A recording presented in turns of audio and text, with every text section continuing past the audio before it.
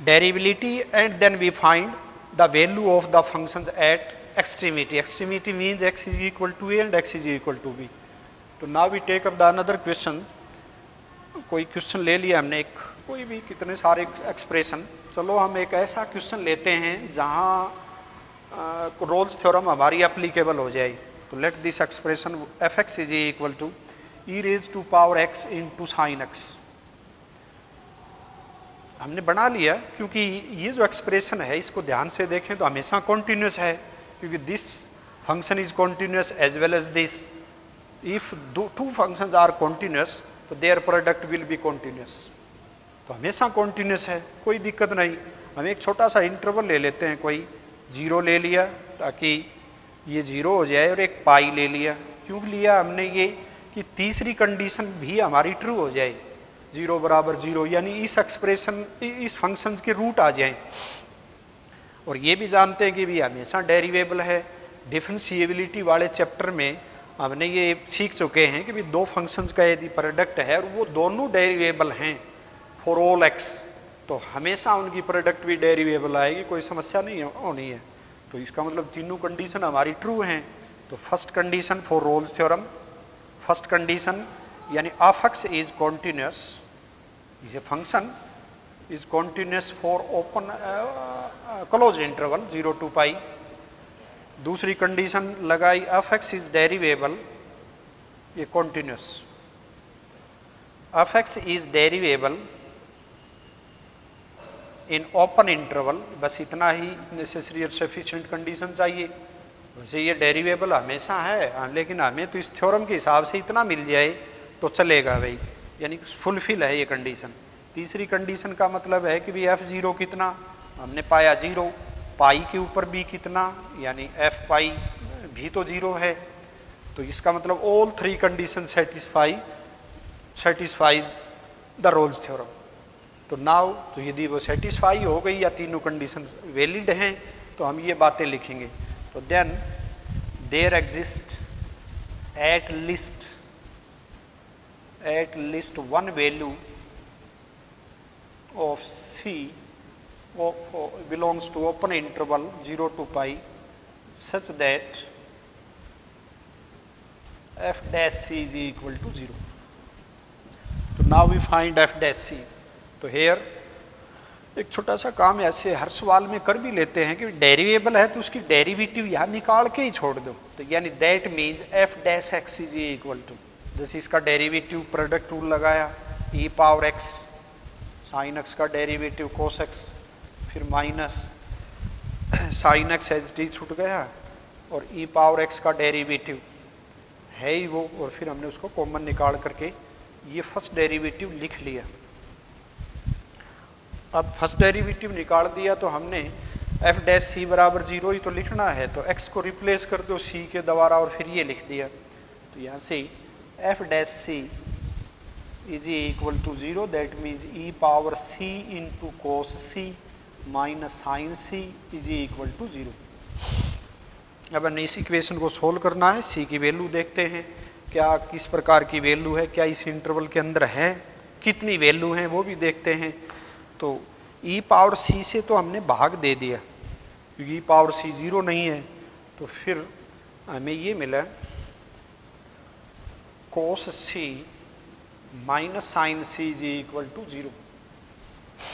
अब हम जानते हैं कि भी कोस सी को इधर ले जाओ, कोस सी से भाग दे दो या साइन सी से भाग दे दो तो कोई समस्या नहीं आती है, क्योंकि जब भी हम भाग देते हैं तो वो 0 नहीं होना चाहिए. तो यहाँ 0 दोनों साइड में बन नहीं रहा. तो या यूँ कर दो कि भाई कोस सी को इधर ले गए, माइनस से माइनस काट करके इसको कह दिया कि भाई टेन जो सी है वो बराबर 1 है. तो c is equal to pi by 4. और भी वैल्यू है तो लिख सकते हैं हम. तो 0 से पाई के बीच में टेन c 1 होने के लिए सिर्फ c is equal to pi by 4 ही होगा, और वैल्यू आ नहीं रही. हो सकता है एक आधी वैल्यू, क्योंकि 0 और पाई के बीच में फर्स्ट और सेकंड क्वाड्रेंट है. तो सेकंड क्वाड्रेंट में टेन c के लिए तो कुछ नेगेटिव वैल्यू आनी थी हमारी. तो c is equal to pi by 4. तो हमें तो बस अंत में कह देंगे भी c जो आया क्या इस ओपन इंटरवल में है, बिल्कुल है. यानी here pi by 4 belongs to open interval 0 to पाई, तो that means Rolle's theorem is verified. ठीक है भाई, वेरिफिकेशन का मतलब यही है कि भाई क्या ये सी निकल के आ जाएगी जो ए और बी के बीच में आए इस कंडीशन में। बिल्कुल मिल गया हमें सी, तो हर क्वेश्चन में मिल जाएगी। तो नॉर्मल सी बातें हैं, सिर्फ ये हाँ ये बार बार एक आधी बार ये बात भी पूछ ली जाती है भी क्या कन्वर्स ट्रू है, तो कन्वर्स हमेशा ट्रू नहीं है। और ले लिया, जैसे क्वेश्चन लिया हमने x रेज टू पावर 3/2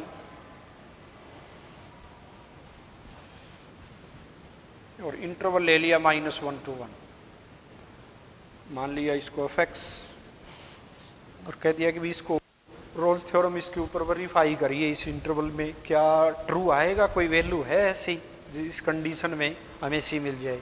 तो सबसे पहले हमने देखा कि भी क्या ये डेरिवेबल, क्या ये कॉन्टिन्यूस है इन दिस इंटरवल।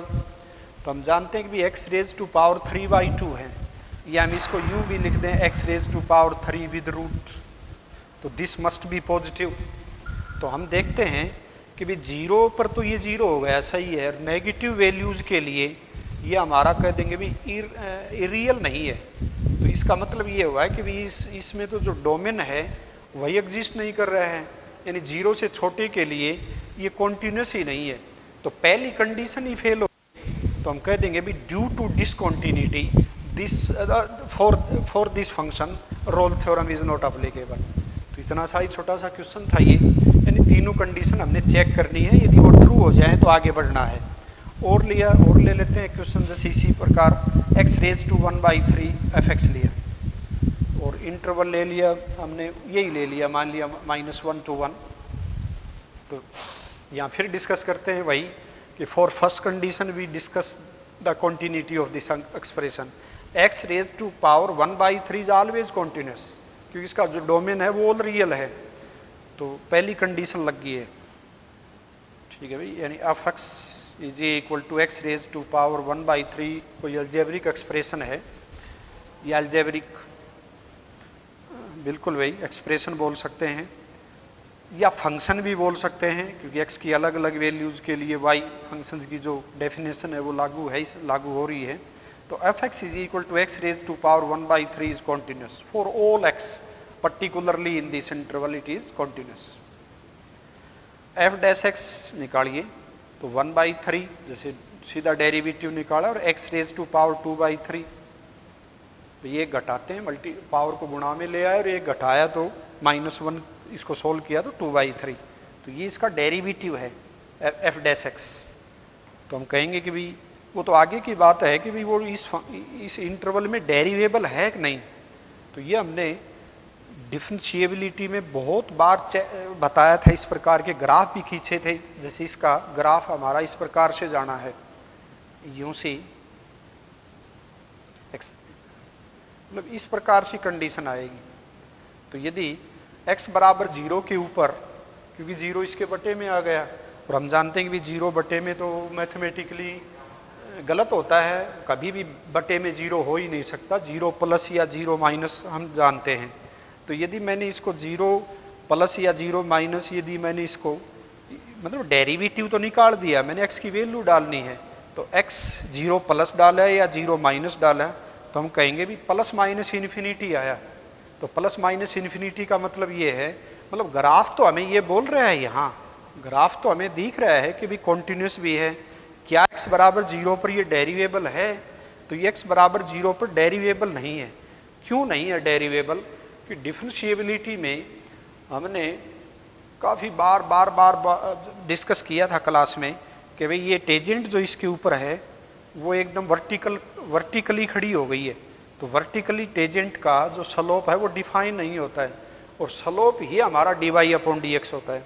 तो इसलिए हम कहेंगे कि भाई ये x बराबर 0 पर ही दिक्कत है और कहीं दिक्कत नहीं है इसको। तो हम कहेंगे इसको कि भाई here f dash x is not define at x is equal to 0, यानी डेरिवेटिव वाली कंडीशन है वो फेल हो गई। तो हम कहेंगे roles theorem is not applicable.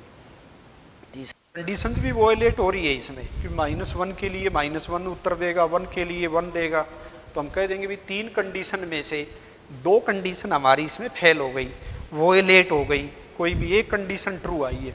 तो पूछा भी जा सकता है कि भी out of 3 how many conditions are not applicable, give your reasons. तो रीजंस भी बता दिए हमने कि भी f of 1 is not equal to f of 3 जो कंडीशन है।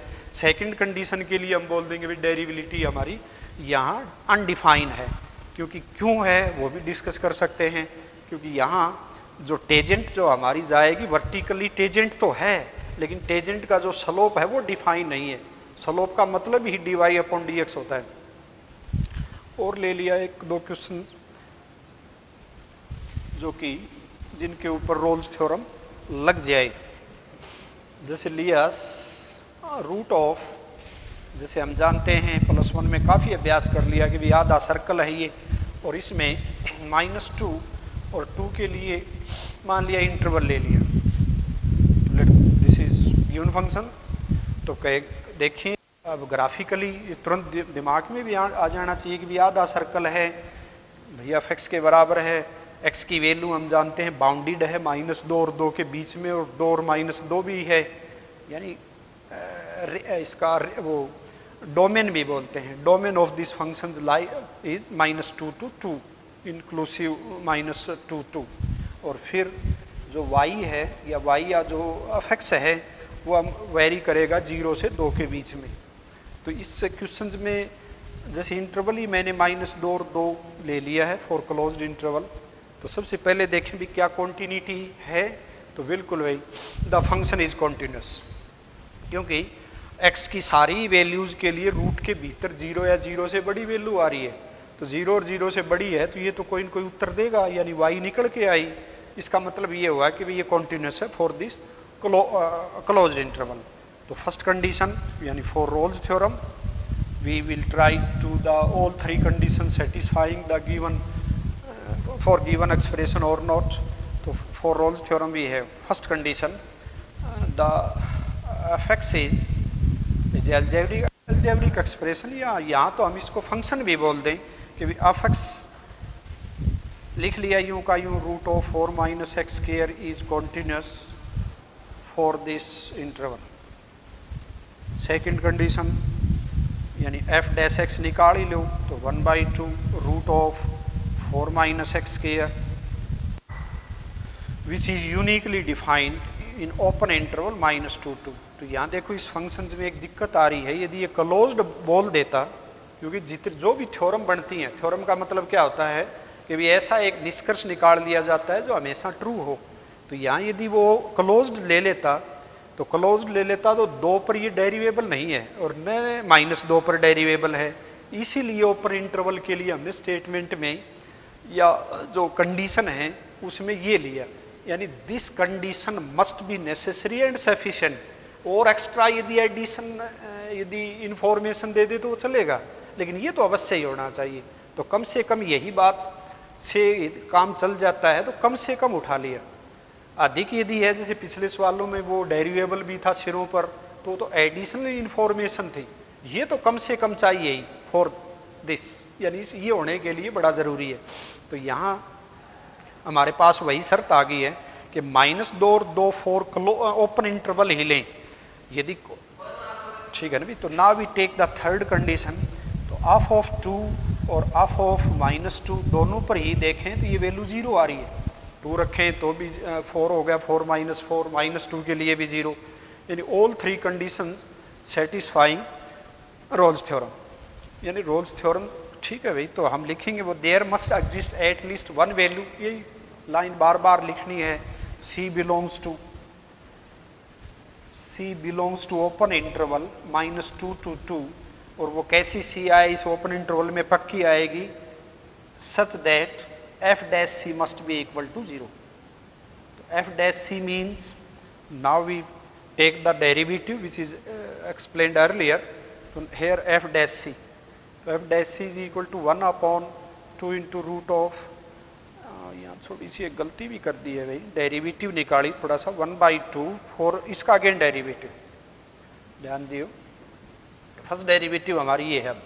तो नाउ वी पुटिंग या रिप्लेसिंग x की जगह c भरते हुए 1/2, 2 से 2 यहाँ काट दें तो -c अपॉन में आया 4 - c²।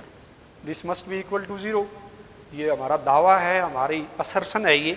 तो इसको यदि 0 कर दे तो लोअर पार्ट तो कभी 0 होना ही नहीं है, तो इसको आर पार मल्टीप्लाई कर दिया और c must be equal to 0। तो क्या c बराबर 0? c बराबर 0 का मतलब x की वैल्यू क्या -2 और 2 के बीच में है? बिल्कुल है, क्योंकि x बराबर 0 पर ग्राफ भी हमें बता रहा है कि जहाँ इसने टर्न किया है वहाँ हमारी टेजेंट हो गई जो कि पक्का x एक्सिस के पैरेलल है। इसका मतलब यही है। तो ये एक सर्कल का इक्वेशन लिया हमने जिसमें तीनों कंडीशन फुलफिल हुई हैं और फिर उसके बाद हमने एक c ढूंढ लिया जहाँ ग्राफ ने टर्न किया है और ले लिया कोई भी, जैसे लॉगरिथमिक लॉग का एक, या फिर ये ले लेते हैं छोटा सा क्वेश्चन e⁻1 - x², और ये -1 और 1 के बीच में डिस्कस करिए f(x) = तो कह देंगे भी एक्सपोनेंशियल फंक्शन तो हमेशा ही कॉन्टिन्यूस होता है, हमेशा डेरिवेबल भी होता है। तो पहली दो कंडीशन तो लग गई है, यानी f(x) continuous for close interval, जो भी दिया या ऑन भी कर लिख सकते हैं चलेगा। सेकंड कंडीशन हम देखते हैं कि भी f' निकाल लेते हैं, तो f' e⁻1 - x² into derivative of the argument -2x which is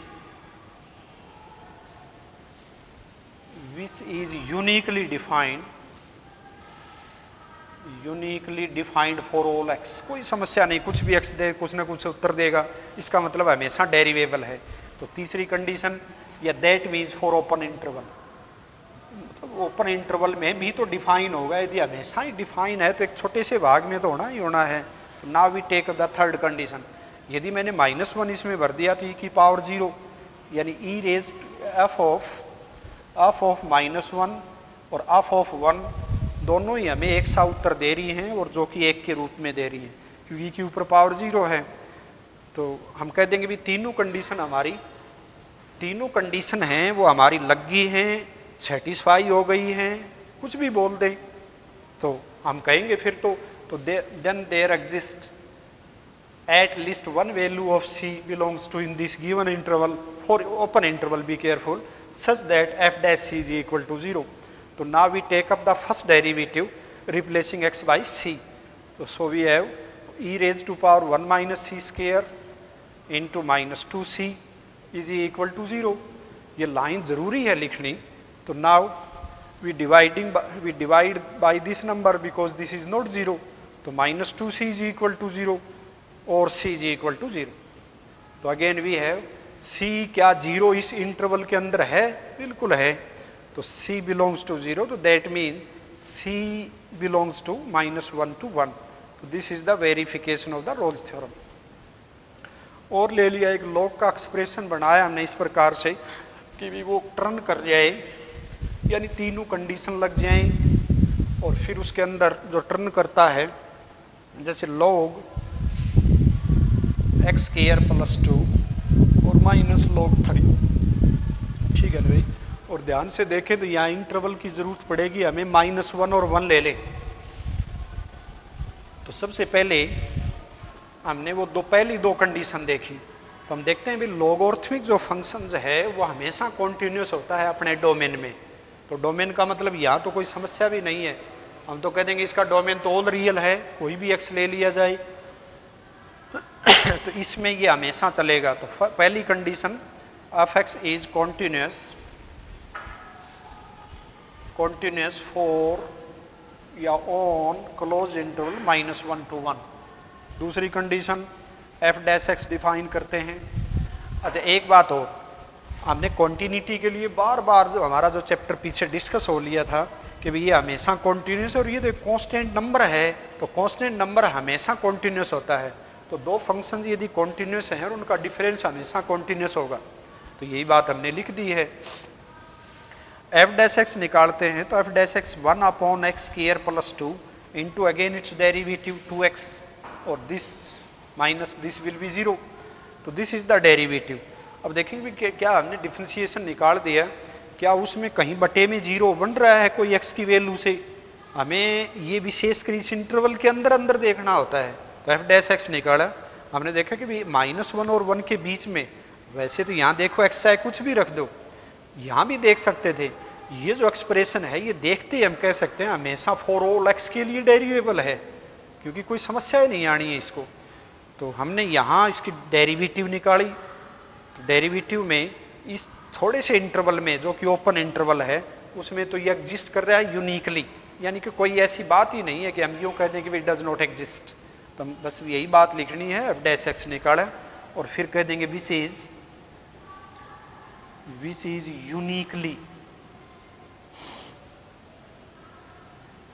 uniquely defined in open interval -1 to 1, या इतनी बात ना लिख करके लिख देंगे exist in this open interval.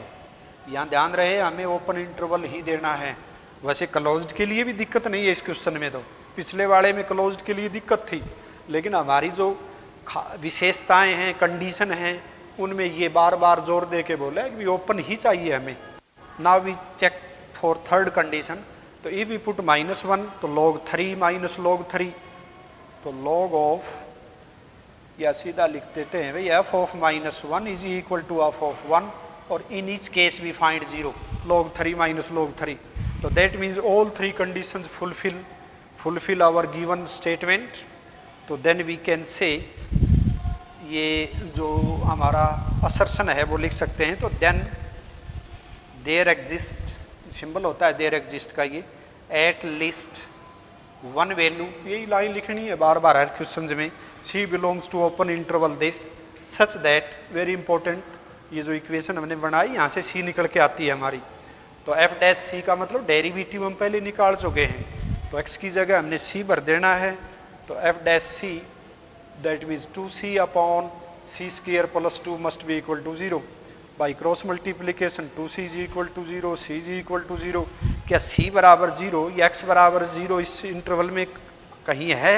बिल्कुल है, तो यही हमें वेरीफाई करना था। तो C इज इक्वल टू 0, या here C belongs to open interval, open में ही चाहिए, क्लोज्ड में कोई ज़रूरी नहीं, -1 to 1। तो that means Rolle's theorem is verified.